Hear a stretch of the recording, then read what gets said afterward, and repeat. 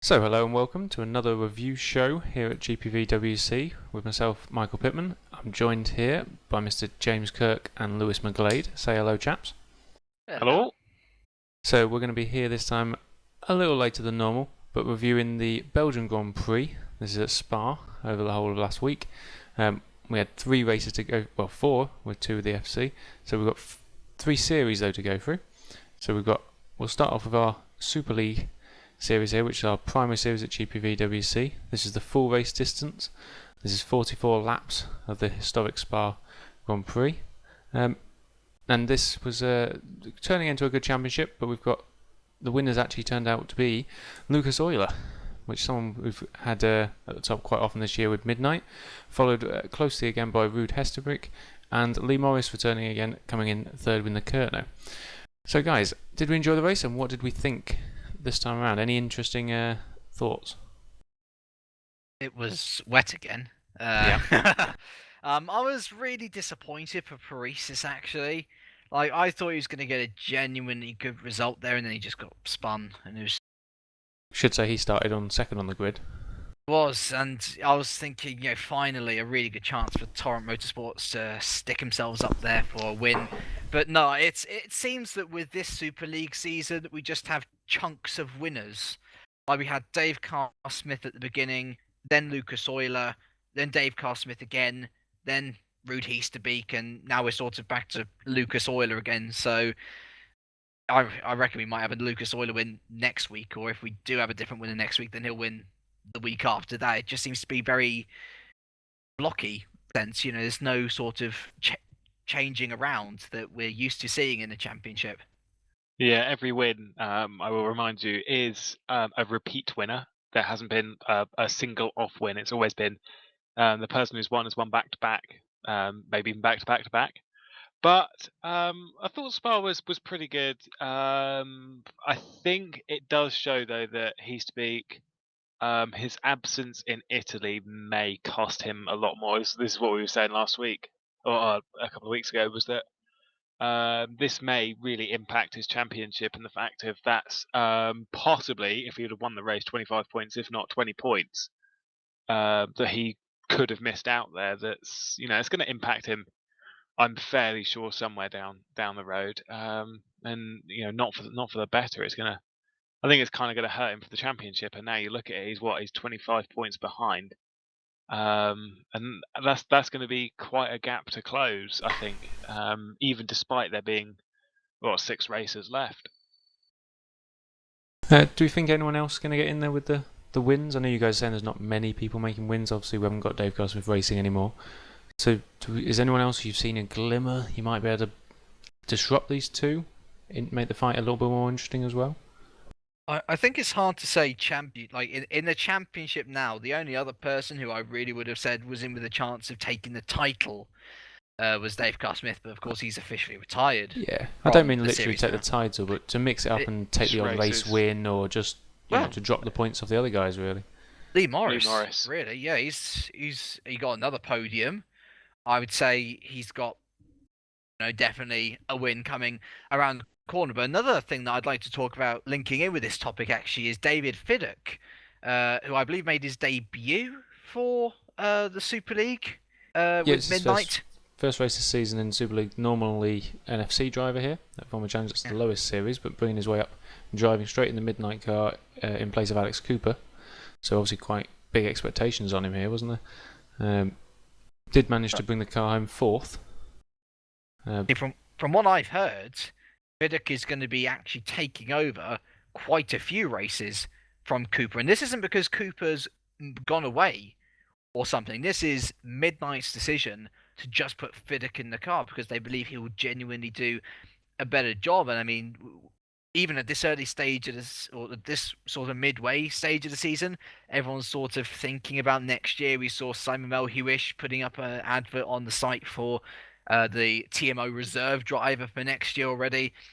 And I think Cooper's, well, from what I've heard about the murmurings and stuff, Cooper's not happy with Midnight at all. He thought he was going to be in the seat for the entire year.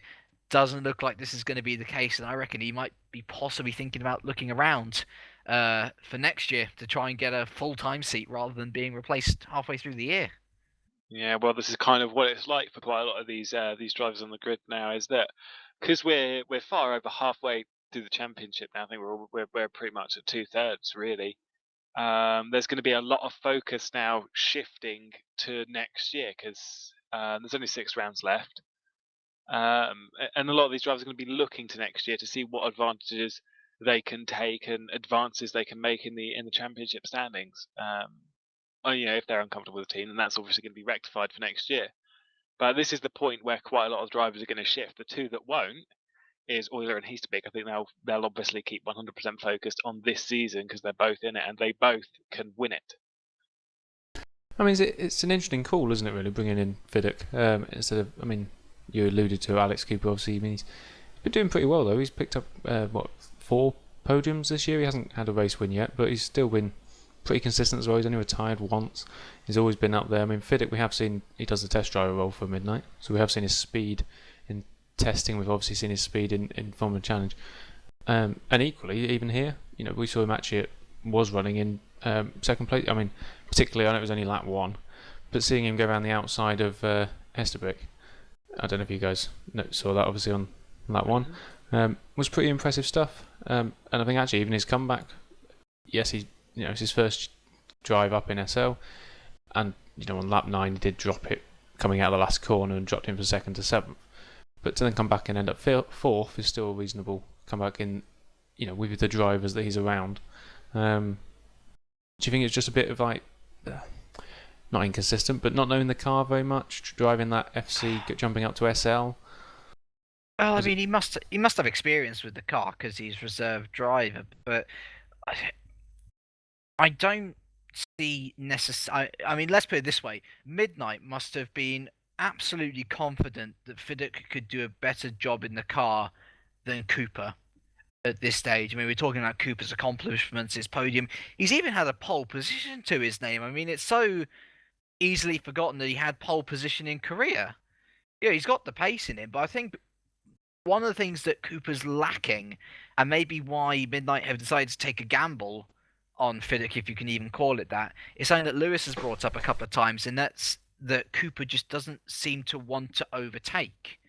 He's not ready to put his car in the positions which he needs to be able to move up, and that's why we sort of seen him languish down in, say, the bottom half of the top 10, not really pushing for the podium and even the win many times. He just doesn't seem to have that star quality which Midnight look for. And in David Videk, at least, I mean, as you say, he fell to 7th, still managed to finish 4th in a field which were far more experienced than himself. I mean, look at the guys who overtook it. Usser, Redshaw, Parker, all experienced guys, and he managed to get past them. So if you were Cooper, what do you do in this situation? If you've got David Videk coming in, taking your seat this time, we're not sure exactly what happened back scenes, obviously. Are you there looking over your shoulder thinking, is he going to drive the next race? Does he need to see if he can find a different seat? He's still looking at where he finishes in the championship, presumably. If he's not comfortable in a seat, you can't drive in those conditions where, your thought in the race is always, only 50% on what's going on track. You're always focusing on, oh, now I have to make this move because then I'll start impressing people and things like that. You can't drive like that because you're focusing on far too many things. You need to just focus on the drive. And so for that reason, I would say that Cooper's definitely got to start looking for some other drives. Is it now a clever ploy by Nick Rowland at Midnight to maybe kickstart Alex Cooper a bit so he's not quite so comfortable? It could do. I mean, as a team owner, they people at Midnight, they obviously all know how to control their drivers. They've been doing it for a while, and they're doing it pretty successfully, especially with Euler. And so they know the situation pretty well there. And as a team owner, you've got quite a lot of psychology behind it as to how you do things that affect your drivers, and how you move your drivers around to affect them in a positive way. And these kind of things such as bringing in someone like Fiddick, and then bringing up some points as how he might be taking over some more races throughout the year. It can really unsettle a driver, and in some cases it can make them go slower. In other cases, it can just make them shoot through the roof and just really really go quickly. But I mean, I think we'll have to wait and see how Alex is gonna react to this. But I think Midnight know what they're doing. All I'll say is, to finish this up is, although whatever the reaction is from Cooper, if he's even allowed back in the seats, we're forgetting that Fiddick might be in for the rest of the season. We just don't know at this stage. But, as far as I'm aware, he'll be back this race. Yeah, from what I've been told. But I mean, obviously things can change it. By the sounds of it. Either way, Cooper has now been identified as the second driver completely. He had a chance to make his stamp on the team at the beginning of the year, but it seems very clear to me that Midnight have pulled a Red Bull here, and they've got their nice German at the top, and they've sort of got Cooper, who's, you wouldn't say he's fully replaceable, but the fact of the matter is that they have found a suitable replacement in Fiddick, if there needs be. So I think Cooper should be wary of that and have a think about what he really wants from the Super League, whether he wants to be a number 2 driver who can be replaced, or whether he wants to be a bit more equally. All right, moving on. We'll look over that in the next couple of weeks. Be interesting to see which one turns up at our next Grand Prix in France. Actually, only 14 cars finished this race, which to me was quite surprising, considering we lost a few on the first lap. But outside of that, quite a lot of do not finishes for Spa, but did make some interesting points finishes for the people at the bottom half of the series. So I wanted a few little shout outs, some people that wouldn't necessarily have been driving here, some interesting teams as well. Don't know if you guys saw Mr. Tom Parker's drive. He seems to be driving in all series at the moment, but he's been. We'll talk about him in a minute. But actually coming up 7th for Constant as well. A lot more points for them, that is. Brilliant little drive. Actually beating Jim Prees in the tournament there as well. What do you think? There's some big names that he's beaten there. Who else did we have as well? There was Harley Hamnet for ST. Hamnet, that's the one. Yes, in 10th. I mean, ST on his debut as well. Up here. I mean, that brilliant little drive there to bring that car home as well. So I mean, either of you, anyone else impress you guys? I probably should say about Boyd Bryson as well for Phoenix coming home 11th. It's nice. It's nice for these teams to get points at the end of the day, and to have top 10s as well. It's quite nice. And going back to sort of murmurings and things, it seems like Constant and ST may be thinking about calling it quits at the end of the season, following Halcyon's that's the other thing we've got to bring retirement. up. Of course, they've disappeared from the series now. Unfortunately, Adam Roos has pulled them out. So we're now down a team for the rest of the season. It's a shame, but at least, if this is going to be ST and Constant's last season, at least they can say, we had a top 10 position at Spa. We were able to survive that race, and we were able to pull out a really good result. And, good luck to them with, the rest of the season. Who knows what they can do with these new drivers. Other one I want to bring up as well, Miko Sukas. Now, unfortunately, didn't quite finish the race. About 3 laps from the end. His engine blew out on him. But driving for Norgen and being in P5 when that went, I think that was a particularly impressive drive as well. Because we haven't seen him a lot in SL. This is his second race now. Yeah, it was a good drive. Well, it's again, as I say, go back to rumours. I love juicy rumours, but the thing is that Nordschen, I think, is very much looking at both Sukas and De Vries next year. That's my initial thoughts, because those two have been sort of interchanging in the car, and Nordschen, after Morris and now Carr Smith have left, been kind of in and out. And I think in Sukas and De Vries, you've got 2 relatively new drivers, 2 drivers who will at least give you good results back and will stay for the for the entire season because they want to impress, and they are doing so very well at this stage of the season. Where would that leave Jordan Weeks, do you think? Difficult to say, but I think that, I think it is, because the fact of the matter is that not only is his finishing record not brilliant, but he's not the cleanest of drivers either, and that's going to put him off, or that's going to put off other teams looking to him as a potential driver. I mean, yeah, I'm debating whether he should have left Supercup. To be honest, I think the jump to Super League might have been a bit too early. Well, that leads us on probably quite nicely to the Super Cup there. See what some of the, because obviously we've got a few names there that we're also going to mention here. I think there's that link between the two. So, Jane, do you want to run us through what's been going on at Super Cup?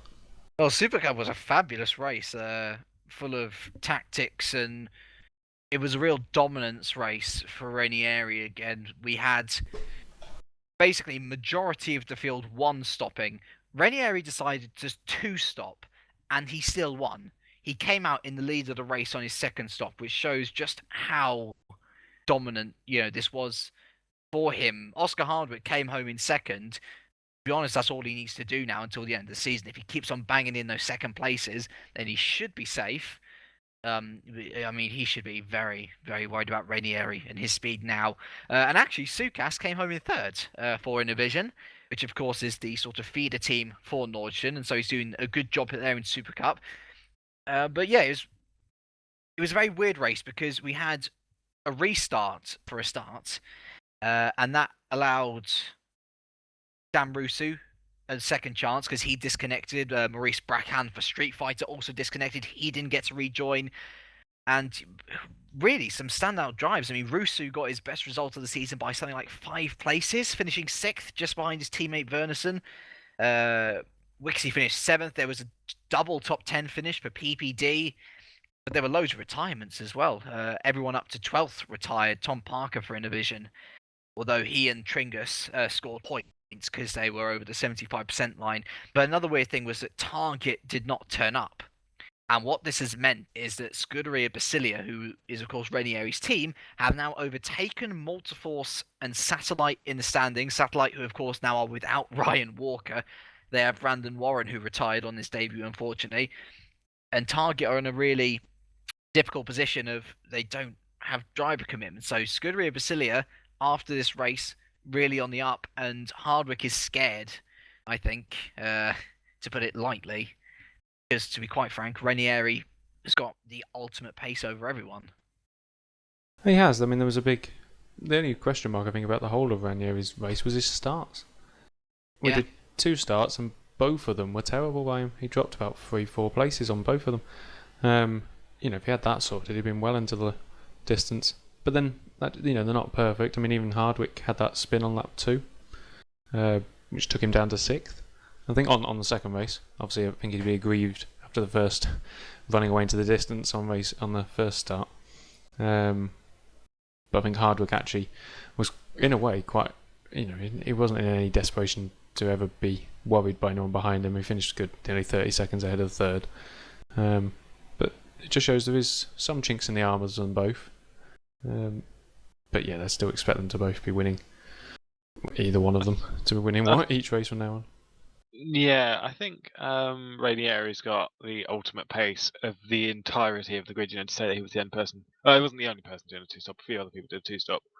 But the 2-stop for him, it worked out absolutely perfectly for him. He's got this unbelievable drive in comparison to the rest of the field that no one can quite put their finger on how he's doing it.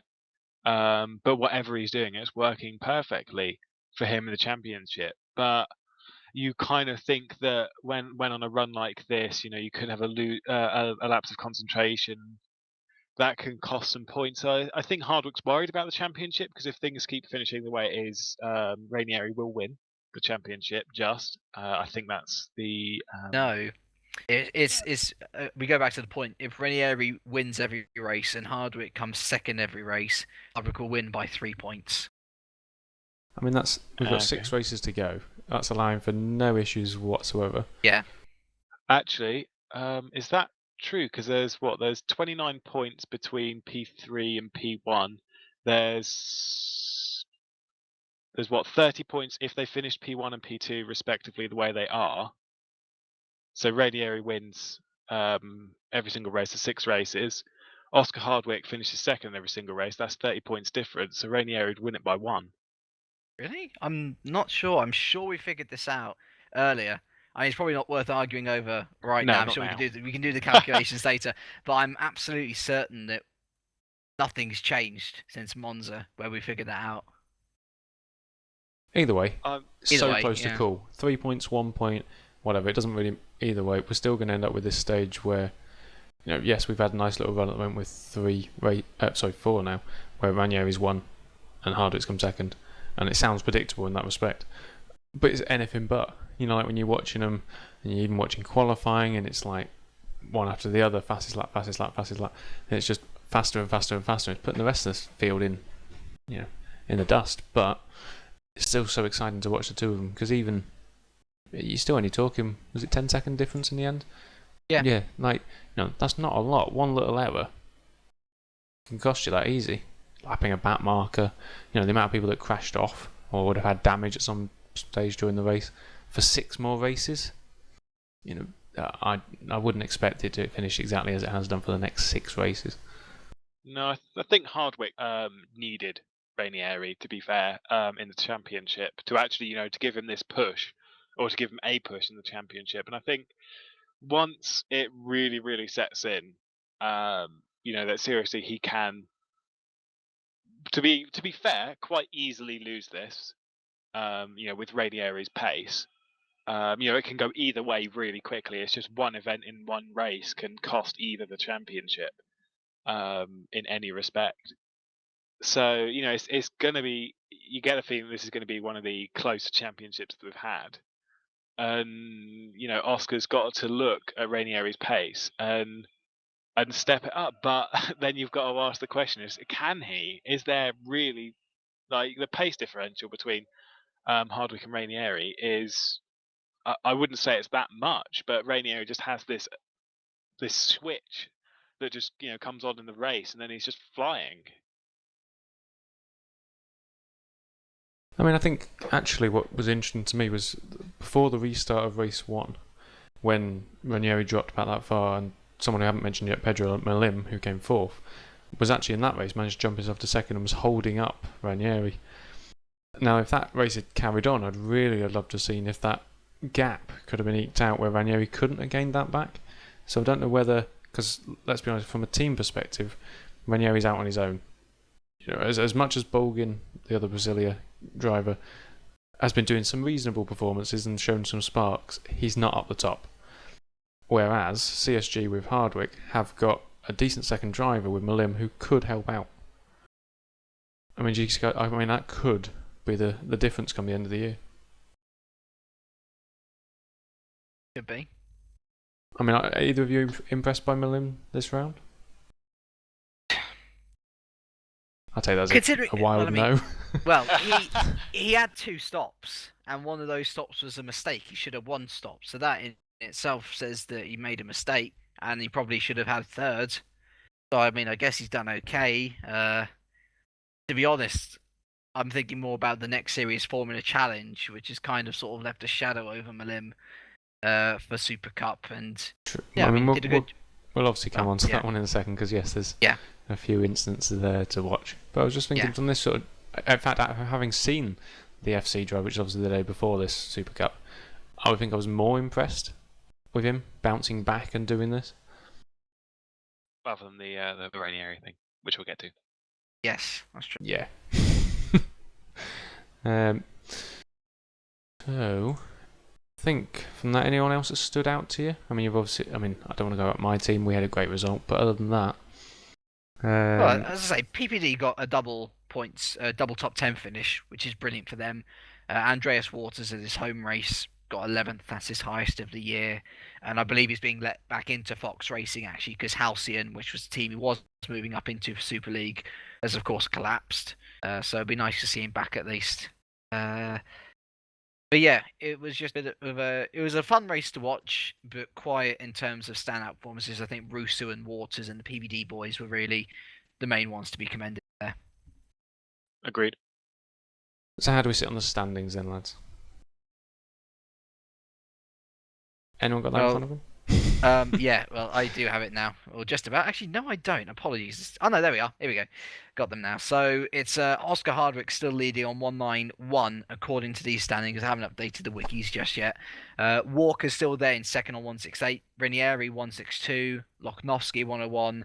Grimseth on 90, and it's sort of it's becoming something almost like a stalwart of this series. That if you're at the top in Super Cup, then you're not going to be there for long because you're moving up a series. Because we had Walker move up, Lochnovsky left the series anyway to do one race, I think, in Super League, and then just left it altogether. I suppose it is that kind of interesting series where it's the middle series.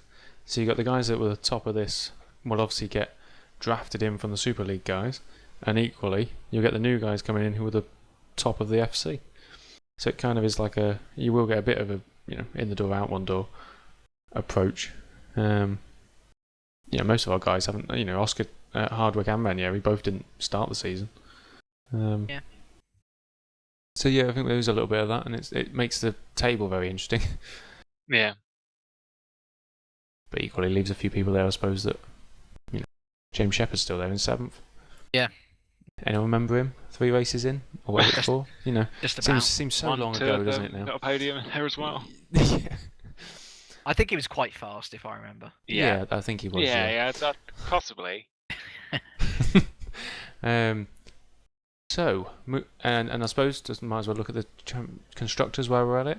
It's not as close as the drivers, unfortunately. Well, as I say, CSG sort of off into the distance now. They've got such a strong driver pairing, whether it's Milim or Schroten in the second seat. I don't see them losing the title now. Innovision, solid second. Similarly, whoever is driving is a good driver. They'll bring in good points. Target, I'm worried about in third because they're just not getting driver consistency in. And Scuderia Basilia, Ranieri on top form. He's already overtaken Multiforce and Satellite. I see Scuderia Basilia very, very likely to finish third by the end of the year.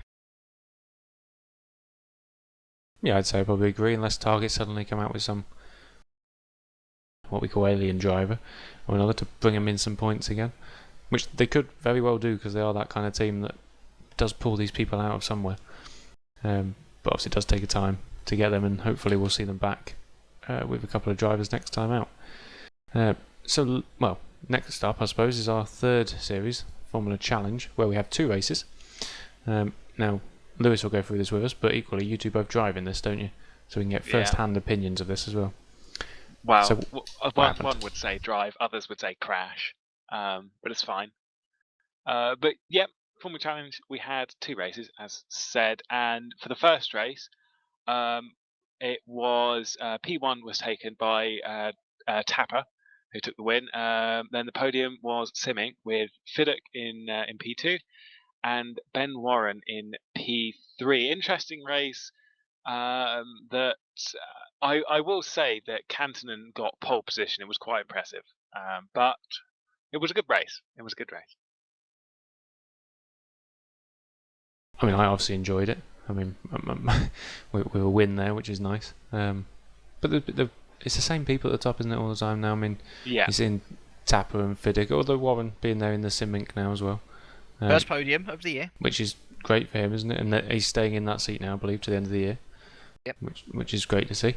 Matt Clip as well, he's actually been picking up a few points as well across the board. And I don't want to big him up that much because he's one of mine, but Mikko Jakinen coming in 5th.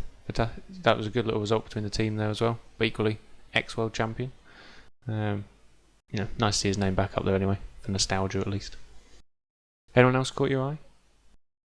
Simon Smith. Simon Smith had a good drive to 14th. That was his first ever GPVWC points. I suppose what we should also mention actually is Gaxella. How can we forget? 12th. Yeah. Obviously we haven't gone on the championship yet, but if you've listened to these shows before, you'll know he's obviously quite a large part of the FC. That's an understatement. Yeah. So, to becoming 12th, not his best day, should we say? Or his best race. To be fair, we've seen this quite a lot. Throughout quite a lot of the championship, he's had a few off races. I think this isn't actually his lowest finish technically, because he had a 12th in Monaco as well in a race that he finished. He did have a retirement, but that was unrelated. But he does tend to have like these off races, or where he's not really scoring the points that he necessarily needs to. But what this is showing is that when he's taking the positions like this, and then you have Fiddick taking consistent podiums. I mean, despite Fiddick's retirement in Italy, since I think it was Istanbul in Turkey, he's been on the podium in every single race, other than that retirement. And I think it's breathing a bit of life into the championship, because now you're wondering, we've actually got 300 points on the table still, for the person who wins every single race, which is unlikely for someone to win every single race. But with 6 rounds left, that's 12 races. That's a lot of points that are still on the table that Fiddick can take, which just kind of has breathed this extra life into the championship, and shows that it's just not over yet. Yeah, I've been very impressed with David Fiddick. I mean, we were talking about him obviously in SL, so he's obviously got the skill up there as well. So when he's down here driving with some of these guys, it just shows him, along with a couple of others, being miles ahead. You just some of the overtakes and some of the just the skill in which they can sieve him through some of this field. I mean, including you guys, I suppose, is very impressive. Yeah, but with the championship, I'm going to move on to race 2, because here you had Kantonen win the race. Gaxella, though, was P2 this time, so he actually did finish on the podium. He finished quite well, followed by David Fiddick. That's your podium. Also, a shout out to James Kirk, who finished in 4th. Well done, sir. That was a weird race, because I'll tell you what, the fact of the matter was I had a good start, and then I think it was on lap 2. Gaxella basically spun Thomas Jacobs, who was behind me. That caused a hold up, and basically that created a huge gap between first and third. And so, I mean, I let David Fiddick through. I can't say for certain whether I would have held on for the podium. The letting through of David Fiddick was basically me being a gentleman, because I basically caused his retirement in Monza. But yeah, it was a really fun race, actually, and I think all the podium people deserved it, because, to be honest, I mean, both races were madness, to be honest. There was a crash, or a major crash at least, in both of them, and somehow those people survived it.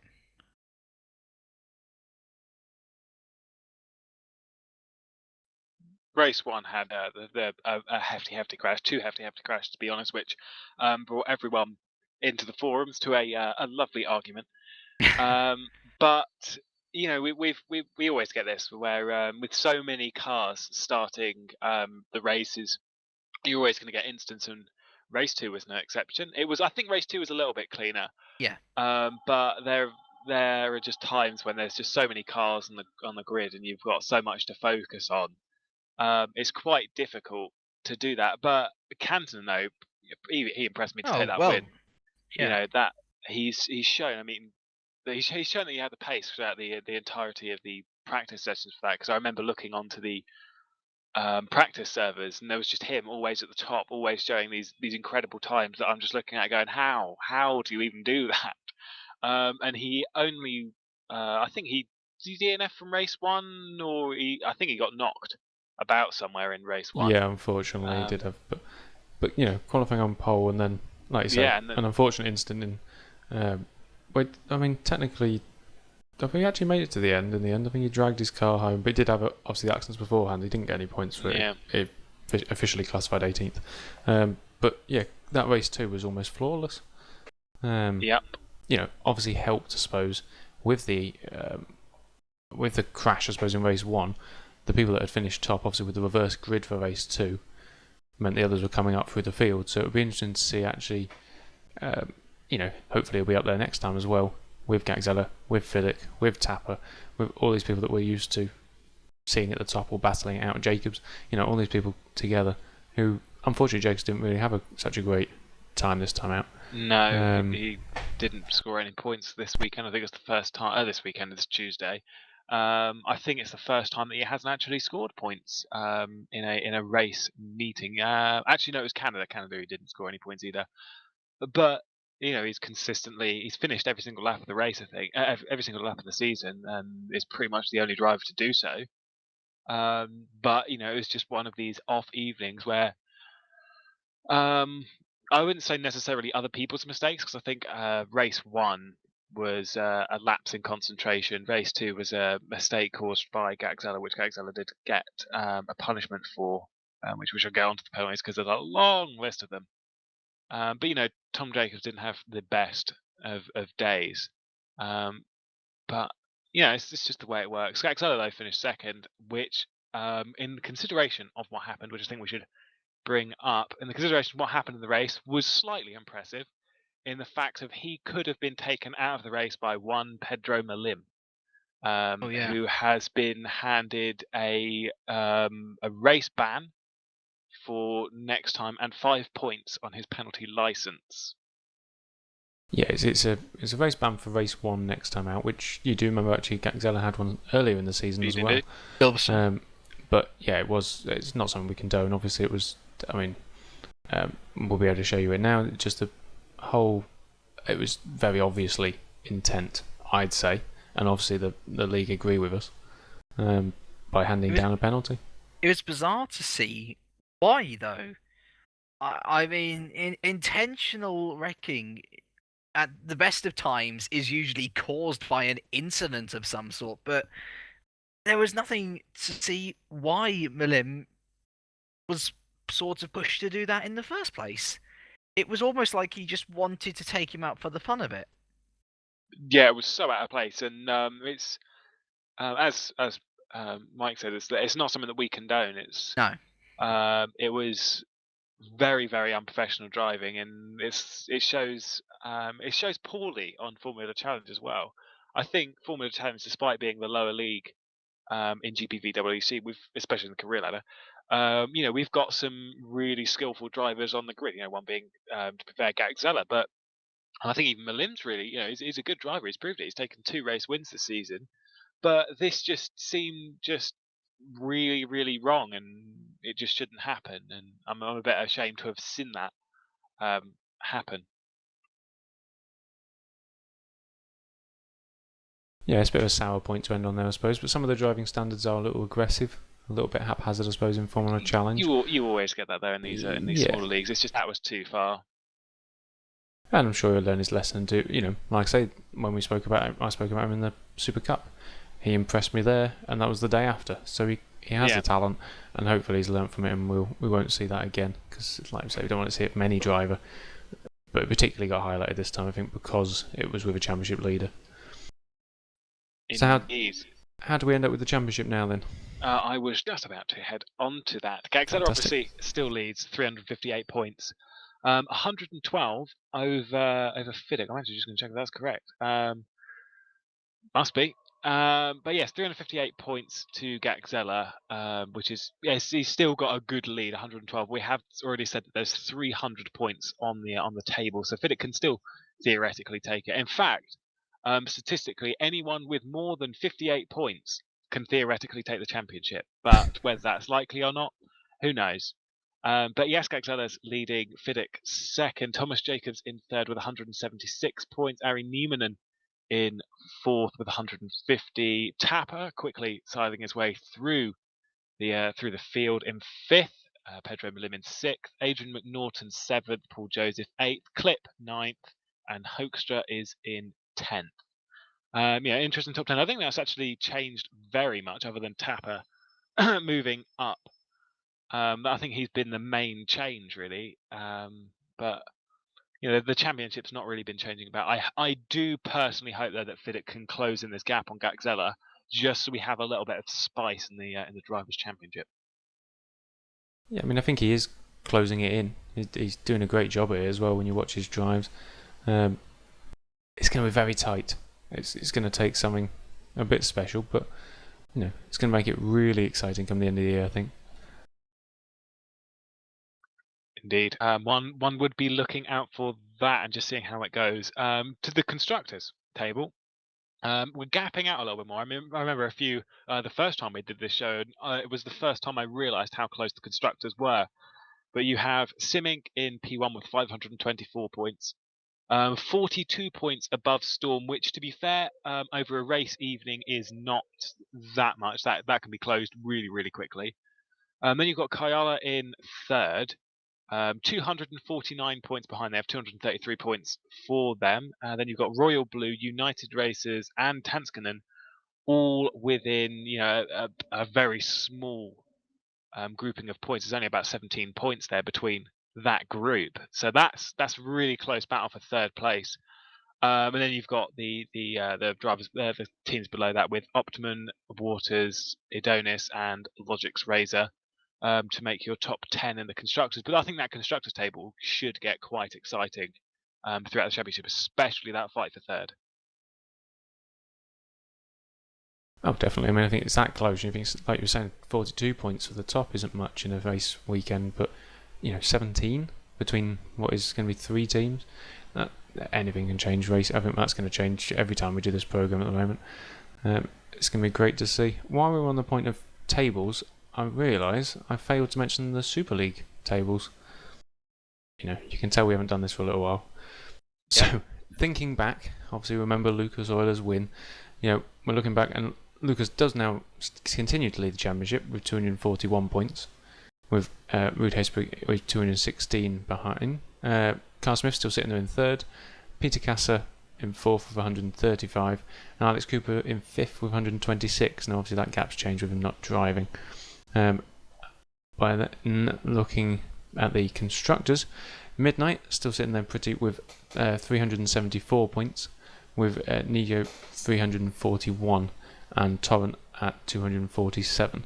Do you see much change going to occur over the next 6 weeks on either of those tables? Possibly he's to be overtaking oil, but that's only if he gets them. Yeah, I agree. He speak. That'd be the most likely changes. He speak on Euler, just to see that change. But I do think that will become a championship fight throughout the last 6 races. There's still a good, strong amount of points left there, but I think we'll have a little bit of a change. I do think He's to Beak's got an outright pace advantage, but we'll just have to see where that's going to go. Now, guys, this is normally the point where we wrap this up completely, isn't it? We've been through all the series, all that sort of stuff, but I thought, because of what's happened, we're actually bringing an interview. Just to throw you guys off a little bit. How about that? Very well. So, wow. I know. So I'm actually going to bring in Mr. David Fiddock, who, obviously, we've talked about him being, in the FC and the SL, so I thought he can give us a different viewpoint, as he's been involved in a little bit as well, on quite a lot of areas. So if I bring... User was moved to your channel. Mr. David Fiddock in, we can have a good chat with him. So, welcome, David. Hi, guys. Hello. Hello. You right? Hello. Yes, I think perhaps we should start with just how your thoughts of the Formula Challenge event it would have been 2 weeks ago Tuesday, went for you. Yeah, they were good.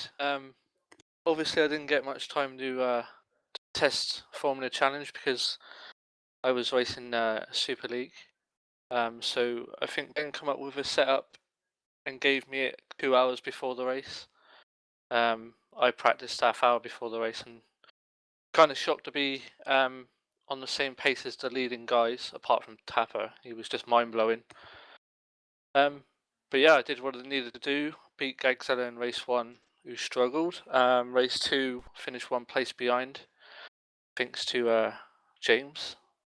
But yeah, it was just a normal race. Picked up good points. Now, we have this debate here, David, nearly every week now. Can you catch Gagzella come the end of the year? I have that debate with myself every day. No, I think I said in an interview before, unless he has a weekend like Spa Race 1 every weekend, then I might have a slight chance, but I very much doubt it. I mean, there's other people in the mix of race wins as well, Tapper and Jacobs. very quick guys, and I don't know. I'd like to think I have, but I can't see him having bad races every weekend to the end of the season. He's a quick guy. He knows what he's doing. There is a lot of points on the table. You've got 300 points on the table for obviously for race wins every single time, but that's a lot of gap that you can make up. I think you do have a good chance for this championship. When you look at Gaxela's consistency over previous races, I think you shouldn't count yourself out. Yeah, true. Especially when it comes to race 2 in this league. I mean, Yeah, anything's possible. I mean, I forgot the guy's name now, but he run one race 2 of Monza on dries. He started on dries, and it was Brugman. mind blowing. Sorry, what was that? Lars Brugman. Brugman. Yeah, that's the one. He drove a great race, So each race is completely different, especially with the weather. You can never say never, even though I just said it twice.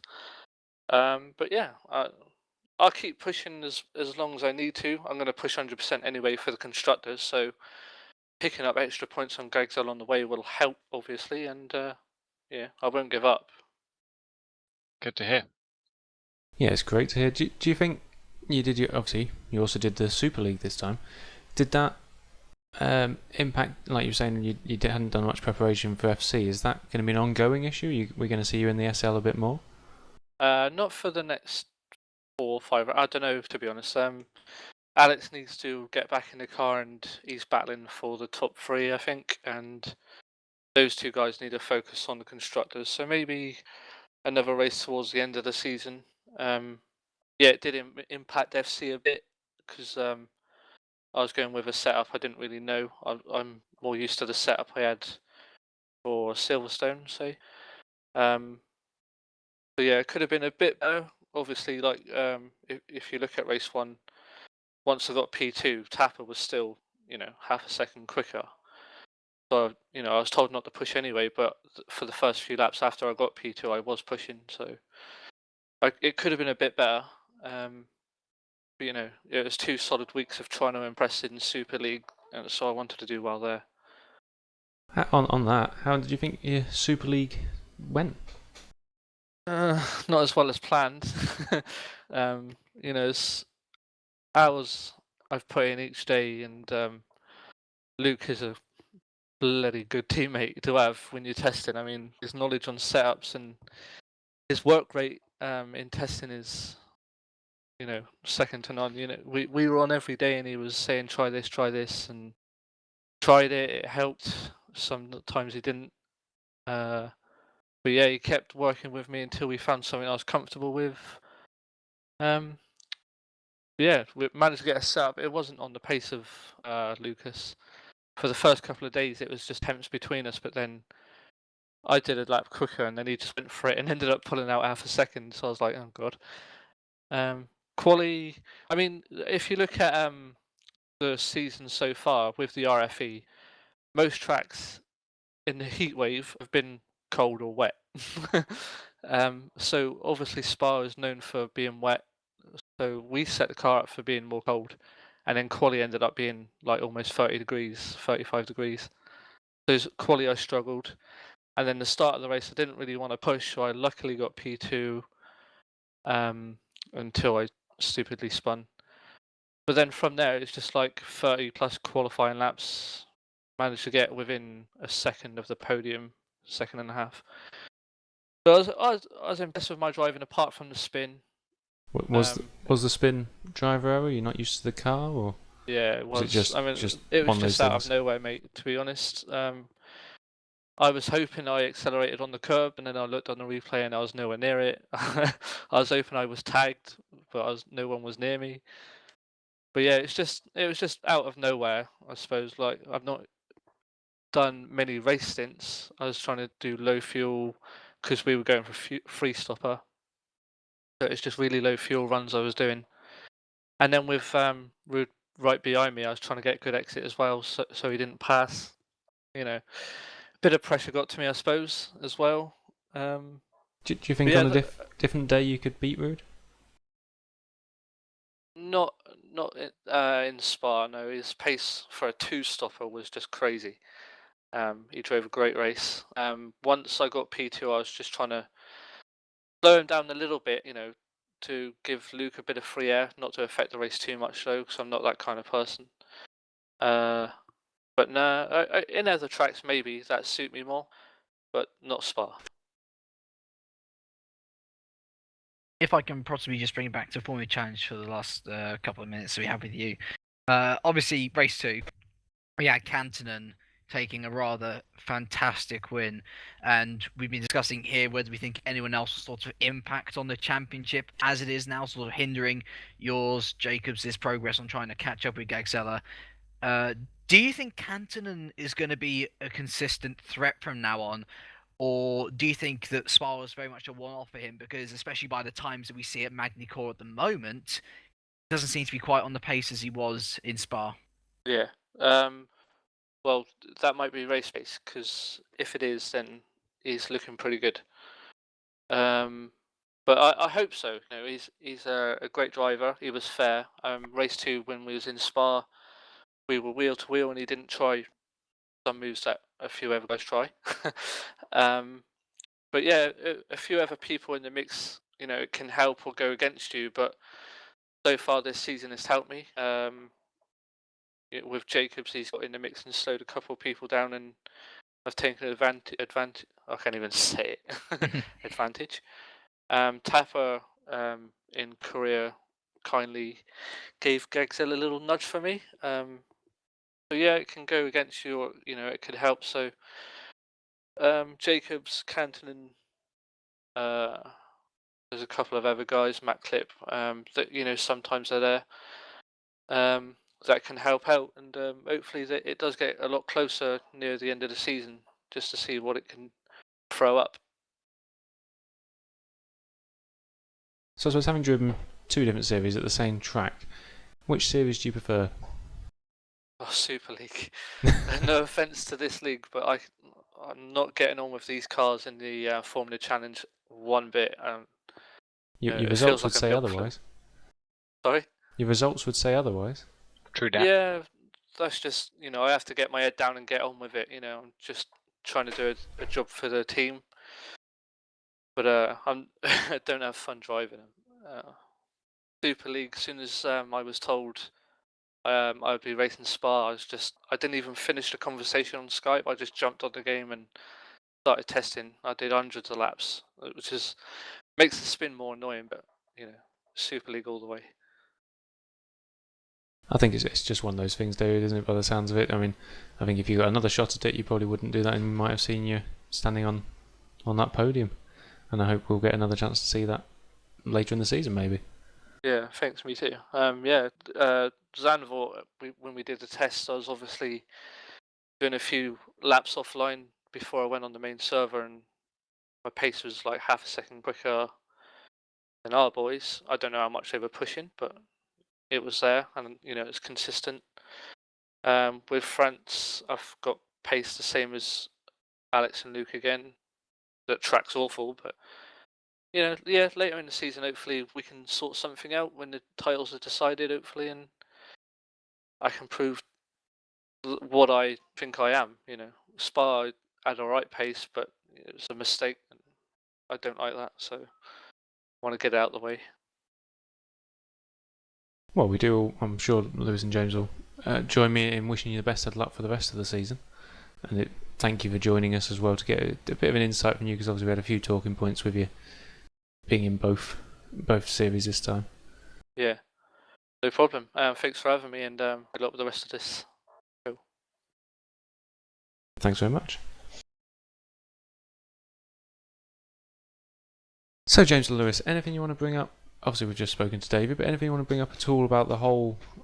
Anyone who particularly stood out over the 3 series for you? And any particular incident that you want to jump in on? I created Spa 98 again. That was I was fun. involved in 2 first lap incidents that weren't my fault. Yeah, that was the most exciting bit about the weekend, I think. Actually, no. I think out of all 3 series, I'd say fantastic job to Kantonen for getting his first win. I think that's definitely worth a shout out, and pole position as well. Let's not forget. Yeah, Canton probably out of all the drivers, he impressed me a lot purely for the fact of to have come and shown such pace. It's kind of like what we saw Tapper do back in career, but not quite to that scale. I mean, that was Canton did really, really well this weekend. Biggest shock though is the amount of people who didn't use launch control. That shocked me with Formula Challenge. There's 6 people, for everyone watching, 6 people who didn't use launch control. 2 of them used launch control in race 1 and not race 2. And for you watching in Formula Challenge, you have to use launch control on the start.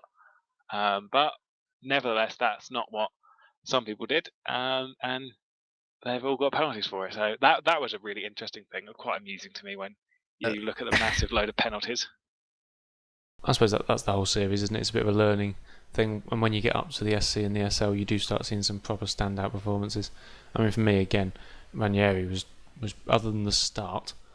After that, you couldn't fault the man. It was brilliant. Can't get enough of watching him drive. So obviously, next round we've got coming up. We're going over to Manicourt in France, and we've got that coming up this Tuesday, Wednesday, and Thursday. So we've got the Formula Challenge on the Tuesday, where you can see our man David Fate that just came by, and you can also see James Kirk and Lewis McGlade, who are all, I'm sure, having a few things to say next time around. Hopefully we can see, last time I jinxed it and said you might get podiums. Well, James, you nearly did the thing for me, so hopefully you do it this time. And then on the Wednesday we get to see the Supercup, and on Thursday we get to see the Superleague. Now I hope you'll all join us for that, and then at some point the week after we'll review the whole thing again, and you get another sit down and talk with us if you missed anything. So thank you very much, Mr. James Kirk and Lewis McGlade, for joining me. I've been Michael Pitman, and this was the review show of Belgian Grand Prix Spa for GPVWC. See you all next time.